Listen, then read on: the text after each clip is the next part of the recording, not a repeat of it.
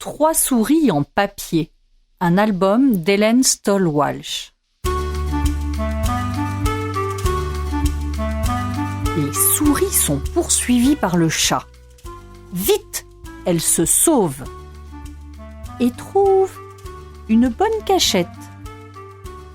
Le temps passe, le chat ne se montre pas. Alors, les souris sortent. « Regardez notre cachette !» dit la première souris. Ce sont des formes découpées dans du papier. On peut fabriquer des choses avec des formes. Elle prend un carré et elle pose un triangle dessus. « Voici une petite maison, dit-elle.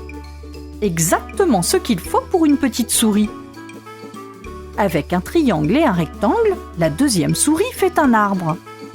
Avec un rond, la troisième souris fait le soleil. Il reste 4 triangles. Ils ne se ressemblent pas. Pourtant, ce sont bien des triangles, car ils ont 3 côtés. Une souris dispose 2 ronds sur un rectangle.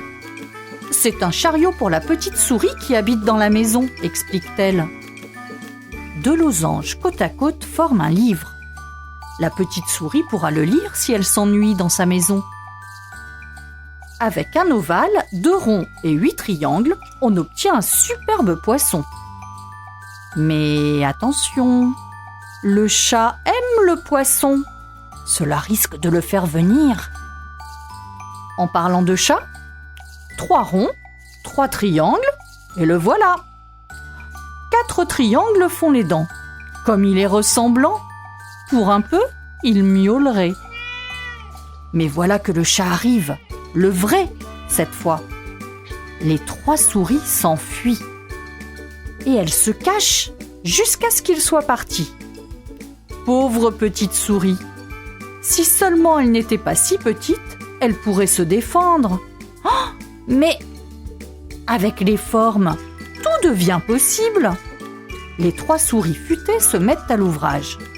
Elles construisent 3 souris en papier qui font peur au chat.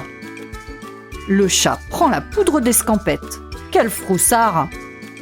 Quand il est parti, les 3 souris retournent à leur jeu. Et pour la petite souris qui habite dans la petite maison, elles imaginent un succulent dîner. Bon appétit, petite souris!